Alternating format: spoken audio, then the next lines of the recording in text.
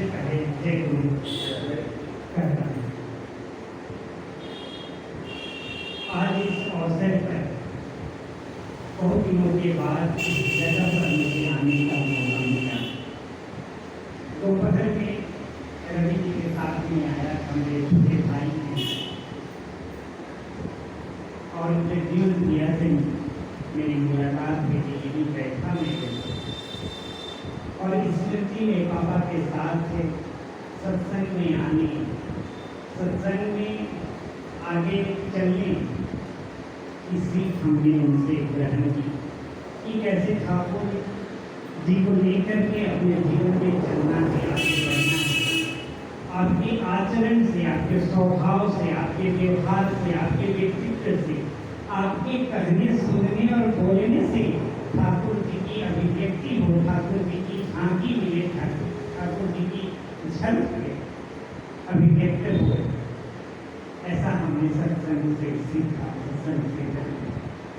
पाठ्यक्रम की जो पढ़ाई होती है, जैसे मैं तो टीचर हो गए कॉलेज और यूनिवर्सिटी में पढ़ाता हूँ, जो स्कूली शिक्षा होती है या जो महाविद्यालय या विश्वविद्यालय की शिक्षा होती है, वो केवल और केवल ऊपरी आवरण मात्र है, मुलम्मा जिसको कहते हैं ना, वो है।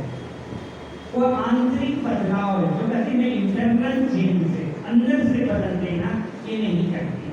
वह बाहर से बहुत कुछ सिखाती है, लेकिन भीतर से वह समतल ही आपको बनाती है। वह सबको एक तरीके से ट्रीट करती है, जैसे कानून सबको एक जैसा ट्रीट करता है। जैसे कहता है कि कानून की निगाह में सब बराबर है, वैसे ही। लेकिन जो गुरु भक्ति है, जो गुरु भावना है, वह तो जिसकी जैसी भावना होती है वैसे रंग में वह रंग देती है। इसलिए अगर कोई कम करता है और कम करके तृप्त है तो वह उतना ही परम प्रेम में के लिए पर्याप्त होता है। कोई बहुत करता है और बहुत करके तृप्त होता है तो ठाकुर के लिए उसका उतना करना ही है तो पर्याप्त होता है। यानी कम करने वाला कम करके संतुष्ट है, बहुत समय नहीं ले रहा है ठाकुर के और आगमनी में, या फिर ठाकुर के है तो प्रेम में, ठाकुर के भक्ति में उस तरीके से हुआ नहीं है, बहुत कम समय ले रहा है। लेकिन वह ठाकुर को उतना ही समर्पण करके अपने जीवन में अगर खुश है, संतुष्ट है, ठाकुर के प्रति अपने भाव में वह अगर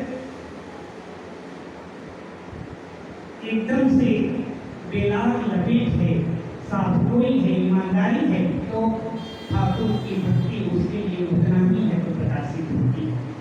लेकिन जो व्यक्ति पूरी तरह से अपने को समर्पित कर दिया, ठाकुर के श्री चरणों में अपने को समर्पित कर दिया है, जिससे ठाकुर के अलावा, ठाकुर की भक्ति के अलावा कोई नहीं दिखता। जैसे मेरे पिता अंतिम समय में ठाकुर की भक्ति भावना में इस तरह लिप्त थे, इस तरह हुए थे, उन्हें हर क्षण में तो यही होता था सत्संग की कैसे चिंता करें, सत्संग की कैसे बात करें, सत्संग के लोगों से कैसे मेलजोल हो, बात व्यवहार हो।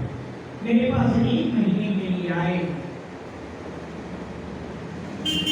अपनी उनकी मृत्यु के 1 महीने पहले वह मेरे पास आए और उनके हर दिन के दैनंदिनी को मैं जब देख रहा था तो उसका एक दृष्टांत में लिखा बताता हूँ कि मैंने तो अपने अपने बड़े बच्चे को दिया और कहा कि दादा के साथ चलो, दादा को थोड़ा सा घुमाते हैं। तो गाड़ी लेकर के गया और घुमाने के लिए, तो उसी बीच वह कहीं एक सत्संग से जुड़े हुए थे, वह गाड़ी में बैठे भी हुए थे और सत्संग भी सुन रहे थे। और है तो उस दौरान है तो जब सत्संग का ऑनलाइन समापन हुआ तो उसके बीच में अभिवादन लोग करते हैं, दादा जय गुरु, दादा जय गुरु। तो हम लोग उस दौरान है तो एक जगह बैठ कर करके चाय के लिए कहे कि पापा है तो लाल चाय पी लीजिए, है तो यहाँ अच्छा बनाते हैं, दूध की चाय तो कम मिलती है लेकिन लाल चाय तो अधिक मिलती है, आप लाल चाय पी लीजिए। तो उस दौरान है तो वह कई लोगों को जय गुरु जय गुरु जय गुरु कर रहे थे। तो वहाँ के जो स्थानीय व्यक्ति थे उन्होंने है तो कहा कि है तो यहाँ की सत्संग है तो इसी तरीके से चलता है, तो उसका सत्संग केंद्र है और केंद्र है ईटानगर में ठाकुर के जो लोग हैं कहाँ नहीं है। और जब मैं पिताजी को उस संकेत के बहाने जब लेकर के गया, जो ईटानगर में केंद्र है, जो मंदिर है, श्री मंदिर है, वहाँ लेकर के गया, तो वहाँ पिताजी का जब बाबा ने वहाँ इस प्रसंग किया तो वहाँ के लोग बहुत ही अभिभूत हुए कि हमारा यह सौभाग्य है कि आपके नाते है तो कि आपके पिताजी यहाँ तक आए और हम लोगों से मिलने का अवसर प्राप्त हुआ। और पापा भी इस बात को लेकर के बेहद प्रसन्न हुए कि इतनी दूर पूर्वोत्तर में जो कहा जाता है नॉर्थ ईस्ट, उसका एक राज्य है अरुणाचल, और वहाँ के तो इस तरह से सत्संग का माहौल है, ईटानगर में इस तरह का माहौल है। और सिर्फ यह जानते थे कि गुवाहाटी ही इसका मुख्य केंद्र है, गुवाहाटी ही सत्संग का मुख्य केंद्र है, सत्संग उपासना केंद्र, जहाँ हम नौकरी कर रहे हैं, सत्संग योजना केंद्र गढ़वा झारखंड, साप्ताहिक सत्संग श्री जीवन प्रगति निवास स्थान गढ़वा झारखंड भारत। लोगों की जय। संख्या देखी तो बाबा ने कहा कि यहाँ भी तो बहुत सारे लोग हैं, यानी कि आप यहाँ भी अकेले नहीं हैं। तो ठाकुर के साथ होना आपका अकेले होना नहीं है, इसीलिए स्थिति में।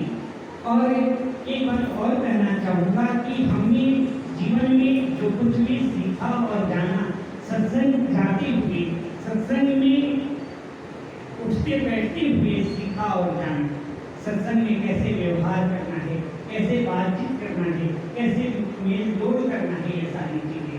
जपना में मैं रहा, वहाँ भी सत्संग में रहा, छतरपुर में रहा, वहाँ भी सत्संग में रहा। लेकिन एक बात झूठ नहीं कहूँगा, सच कहूँगा कि जितना टान, जितना समर्पण छोटे भाई रवि जी का है, उतना मेरा नहीं रहा। मैं हमेशा पढ़ाई में ही रहा, पढ़ाई में ही डूबा रहा। सत्संग के प्रति वह नियमितता, वह निरंतर नहीं बना रहा। लेकिन मुझे पकड़ करके जब देवघर आश्रम ले गए कि बाबा का आपको आशीर्वाद लेना है, तो रवि जी लेकर के गए मुझे वहाँ देवघर। तो दादा ने एक बात कहा था कि ठाकुर जी को केंद्र में रख करके आपको आप जो करना चाहते हैं सो कीजिए। और मैं क्या कहने गया था कि मैं पत्रकारिता करना चाहता हूँ और मैं मुझे आशीर्वाद चाहिए।